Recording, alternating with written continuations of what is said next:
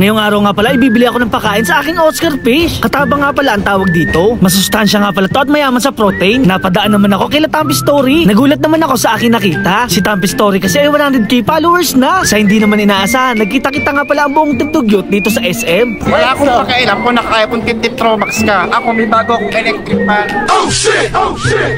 Ikaw mahangin, mas mahangin ako. O bakit?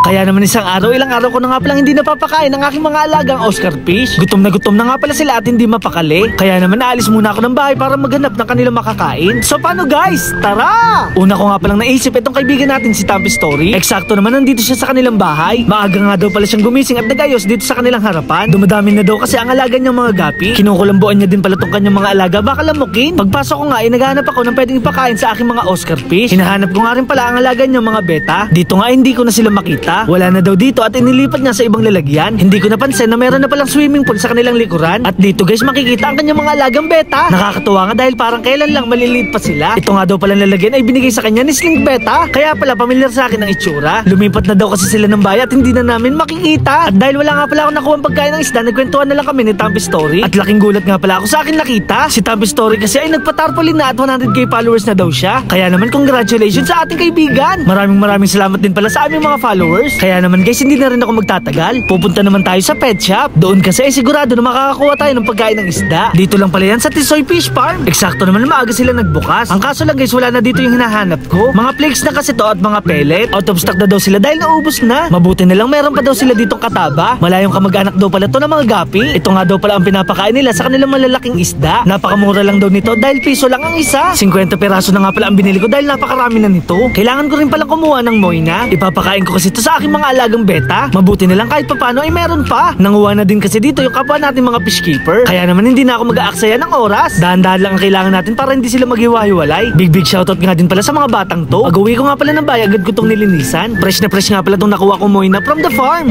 Char! Itong kataba naman na isda i-ready ko na. Sa tingin ko nga ay mabubusog dito ang aking mga monster fish. Minsan ko lang pala silang pinapakain ng mga ganitong klaseng pagkain. Nakakaawa naman yung maliliit na isda. Wala na tayong magagawa doon dahil ganito talaga ang buhay. Habang itong natira naman ay ipapakain ko sa aking mga convict cichlid. Para nga pala silang pirana. Sobrang liit pa nila pero matatapang na. Dito naman sa aming likuran magpapakain ako ng moina. Halos 2 araw ko na rin pala silang hindi napapakain. Sa isang araw nga ililinisin ko na itong tubig ng ating mga beta. Malalaki na kasi yung iba at hindi na sila mawa-water shock. Kinahapon na naman alis kami ni Aling Regina. Hindi ko nga akalain na sasama tong aking pamangkin. Magpapa-change oil kasi kami ng sasakyan ng sa Angel. Ngayong araw din kasi ay nagkayayaan kumain sa labas ang Team Dugyot. Kaya naman dinaanan ko na si Boy Skincare. Dahil Barbie nga pala si Boy Skincare, mabilis siyang na-inlove sa mga lalaki. Dito nga pala ako lagi nagpapa-change oil, ang kaso lang sarado na. Kaya naman dumiretso na kami sa SM Santa Rosa. Bali guys, dito nga pala kami kakain sa Romantic Baboy. Masarap kasi dito ang cheese at maraming hipon. Nakikita ko na rin pala sila Kuya Dogs. Kanina pa nga pala sila dito at naghahantay. Yan. Oy. Congrats din.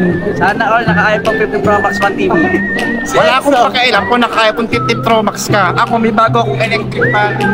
Ikaw mahangin, mas mahangin ako. O bakit? May iPhone 15 Pro Max ka? Ano? Nagmamalaki mo sa akin yan, 15 Pro Max ka? Ano ngayon? Porkit maganda na sa vlog o ano, para makita yung tunay kong kapangitan. Bago pa kami mag-away ni Boy Ubo, pumasok na kami dito sa loob. Ngayon lang pala ulit kami dito nagsama-sama. Kaya naman uumpisahan ko na ang pagluluto. Hindi nga pala ako kumain ng tanghalian para makakain ng marami. Napakasarap din talagang kumain kapag kasama natin ang ating minamahal. Napakasarap talaga ng karne kapag sinasawsaw sa keso. Kaya naman food trip na naman si Kuya Boy Macho no rin. Ngayon lang pala ulit namin makakasama si Kian. Dahan-dahan lang pala tayo sa pagsubo, baka tayo mapasok. Si Noknok Paputok naman ay sanay na sanay kumain sa mga ganitong klaseng restaurant. Napakasarap naman pagmasdan kumain si Kuya Dog. Hindi na rin pala makausap si Boy Ubo dahil nagpapadala ng Gcash sa kanyang mga babae.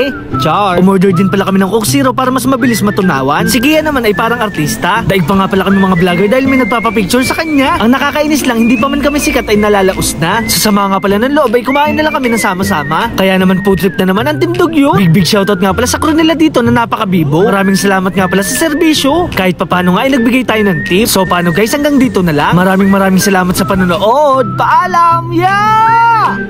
Guys, may papakilala nga pala ako sa inyong bagong laro. Ito nga pala yung PH Pasay. Dito nga ay napakaraming pwedeng laruin. Meron ditong Mine, Super Ace at Fortune Gems. Paalala lang, ito nga pala ay bawal sa mga bata. Pwede lang to sa may mga ekstrang pera. So bali guys, maglalaro nga pala tayo ng Fortune Gems. Ayan. So ayan, magbibet lang tayo dito. 500 din bibet ko guys. Tapos yun, pipindutin nyo lang tong gitna. Tapos mag-i-scroll na yan. Mananalo na kayo dyan guys. Tingnan nyo. So ayan. Para hindi kayo mapagod guys, meron ditong auto sa may gilid. Ayan o, pipindutin nyo lang. Tapos dire-diretso na yan guys. Ayun, nalo tayo dyan. Hantay-hantay lang guys. Ayan o. Uy, 800 na guys o. Uy, 2-4 guys, panalo tayong 2-4. Uy, 320. Sige pa, konti pa. Uy, magkano na? 960. Uy, big win guys oh.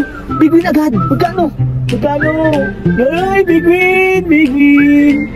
Nice game. 2-3, 2-5, 2-6, 2-7. 2,800 guys. Panalo tayo ng 2,800. Ganun lang kadali. So ano pang hinahantay nyo? Mag-register na kayo. Nasa comment section ko nga pala yung link.